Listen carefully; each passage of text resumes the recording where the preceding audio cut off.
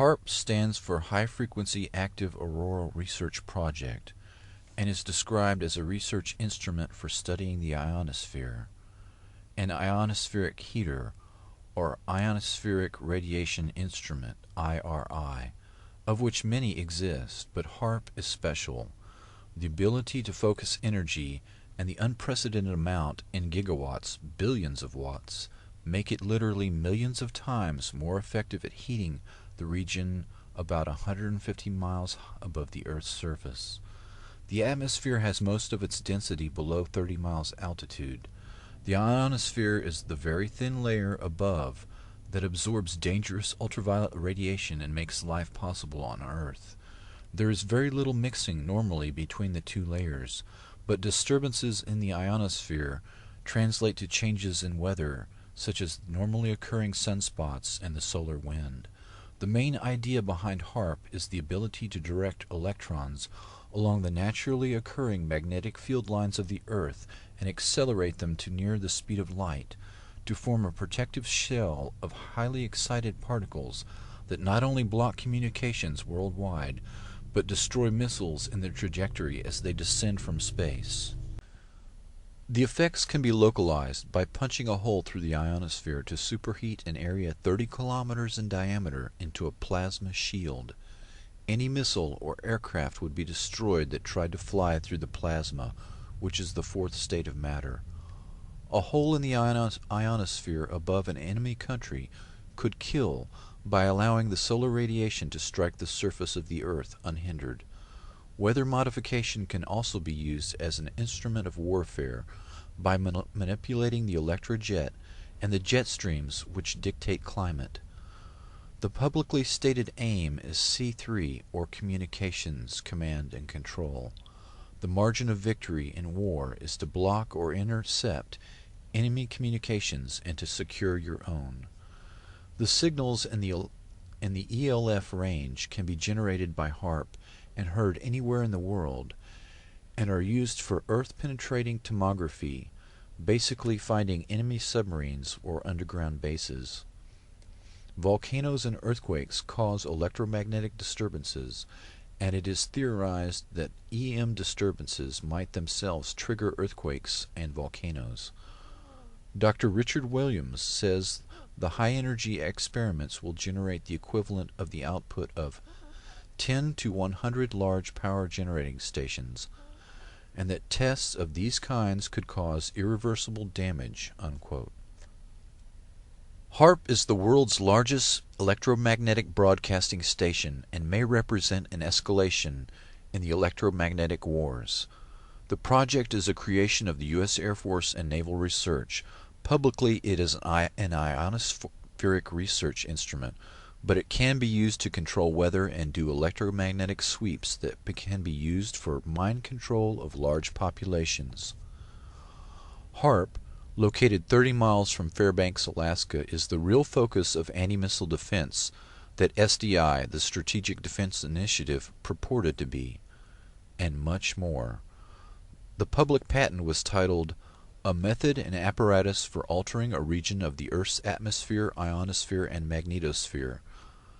Dr. Bernard Eastland, a physicist who holds a patent for the fusion torch, also holds about a dozen other related patents that were eventually purchased by E-Systems and Raytheon. Patent number 4686605 claims the following uses: cause total disruption of all forms of communications over a very large portion of the Earth, missile or aircraft destruction, deflection or confusion, weather modification by altering solar absorption, also altering composition of the atmosphere. This patent was classified by the Navy under National Security Order in 1987, but other patents exist for purposes of power beaming systems, artificial ionospheric mirror composed of a plasma layer, creation of artificial ionizing clouds above the Earth, defense system for discriminating between objects in space, nuclear-sized explosions without radiation,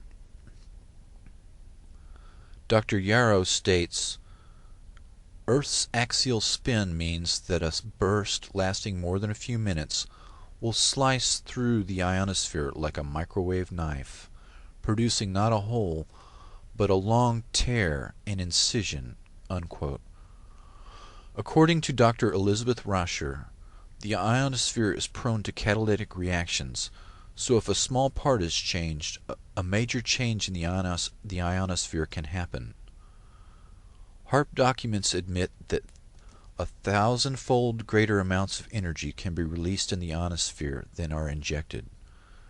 Stanford University experiments beaming radio waves, very low frequency waves, into the magnetosphere detected the signals halfway around the world. Some were amplified 1,000 times. H.A.R.P documents describe intentionally trying to get a runaway effect in the ionosphere. The instabilities commonly studied are approaching their maximum radio frequency energy dissipative capacity, beyond which the plasma processes will run away until the next limiting factor is reached. Unquote. The first atomic weapons testing was done without knowing if the chain reaction would stop or keep going. Dr. Robert Oppenheimer admitted years later that, quote, the government knew that the scientists didn't know, unquote. The decision to pulse several gigawatts of energy into the ionosphere could cross a threshold. Walter Richmond wrote an account of such an event in a book entitled The Lost Millennium. The event began with a solar tap, a planetary short circuit. Quote, the surge of power became an avalanche. At the pole in the vertical plane of the Earth's magnetic field where the winds of magnetism would not rise to blow it out, 1 trillion watt-seconds of energy unleashed their fury on the polar cap in the first flash. Even as it discharged, the ionosphere was recharged from the solar furnace.